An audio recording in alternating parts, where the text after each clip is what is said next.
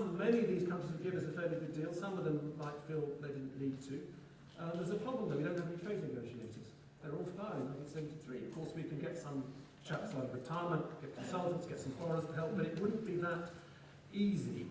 As for the deal with the EU, it would be very, very complicated. How many minutes do I have? 0 minutes. Okay, well, my last two paragraphs, short paragraphs then.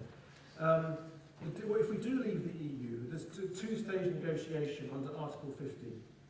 The first is you negotiate the divorce settlement, the institutions, the finances, who pays for the pensions of who, that kind of stuff. That'll take 2 years. You don't need a majority in the Council of Ministers to achieve it, so it's quite easy to do. If they want us out after 2 years, they'll push us out after 2 years, they won't extend beyond 2 years. Then you do the really difficult deal. The really difficult deal is the trade negotiation for whatever kind of economic model you go for. That requires unanimity in the Council of Ministers and amongst our partners. It could take 5 to 10 years. This would be an enormous distraction of resources for the British government. I don't think we'll have time to think about very much else at all. My last comment, what about the future? If we suppose to stay in, what kind of EU are we moving towards? Well, here I disagree slightly with Julian. Cameron's deal is a little bit more interesting than you may suggest. Well, the opt-out of ever closer union, plus the opt-out in the same document from further political integration, plus the EU Act of 2011, passed by the Tory government, which says there must be a referendum if any more powers are ever transferred to the EU ever again by treaty change. This means that the British will have a special status anyway. In Brussels now they see 3 categories of member: Eurozone, non-Euro and the Brits.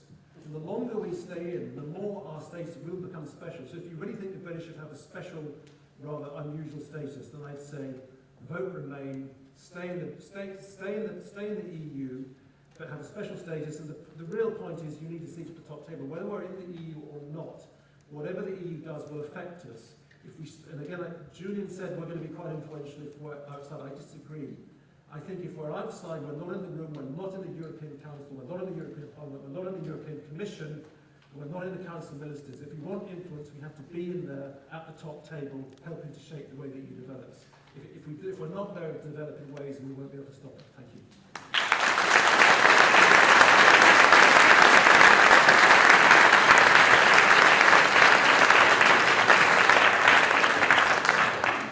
Thank you, Charles. Indeed, thank you to all of our speakers. I think you would agree with me that they've each made very interesting, thought-provoking and passionate contributions. We will now begin taking questions from the audience. I'm going to ask one person from each side to provide an answer, unless anyone particularly chomping at the bit to make a contribution. And if necessary, then each side gets to challenge whether they think the facts are wrong. Can each person in the audience, can they introduce themselves? And please, let's not have any statements. Can we have some pretty succinct, pithy questions? So without further ado, who wants to go first? There will be somebody coming to you with a microphone, so if you wait until that point, then we can all hear.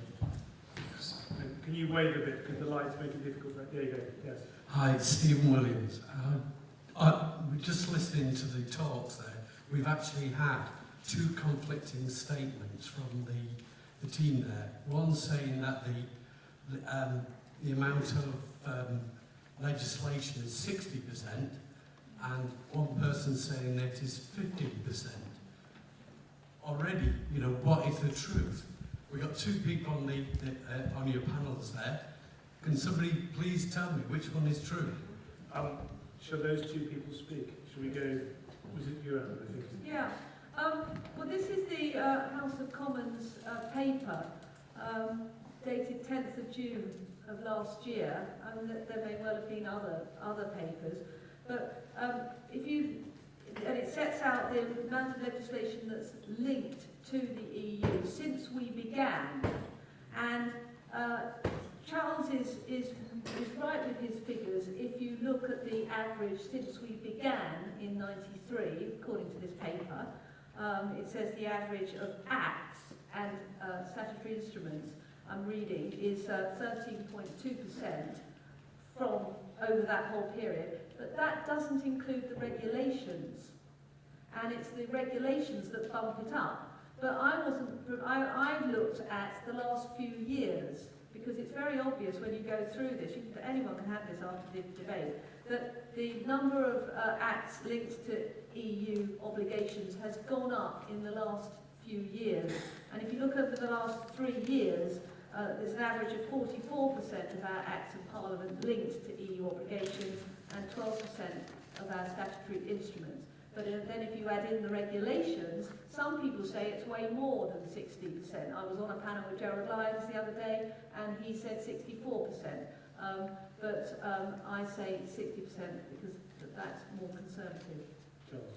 Well, I mean, what you've said just now, Anna, is fair. I would just say those who want to look into this in more detail, there are 2 fact-checking organisations, one of which supports Remain, one of which does not. But they both publish good stuff on this very question. The one that supports the Remain, but is very careful and often critical of Remain, is called InFacts. If you Google InFacts, it's got a good paper on this question. The other is called Full Facts. This doesn't support Remain at all. Full Facts will give you more data. As far as I'm aware, you can only get up to the figure of 60% if you include regulations that A, affect the Eurozone, which Britain is not part of, and B, are the weekly changes in farm price regulations which change from week to week, and therefore there's a huge number of farming regulations that are very, very short term. And if you include all those, I think you can get up to 60%, so I suppose in a way they're both right. I've just looked at Full Facts, and actually it says 53%. So that's if you It says include, much more than that. that's if you include EU regulations that are binding and have legal force in every single member state, and add those to UK regulations as a proportion of total law and regulation. Can I start a website called No More Bloody Facts, please? I don't know if that helps. All EU regulations do immediately take effect in every one of the 28 member states. Who's next? Over here. And that's Simon Weeks, I think. I can recognise him. Evening, Simon.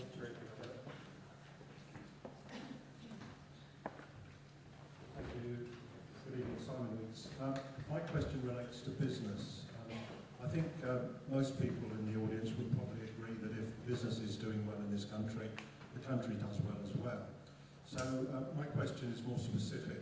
About 2 months ago, a letter appeared in the Times signed by a third of the leaders of the FTSE 100 companies extolling the virtues of staying within the EU.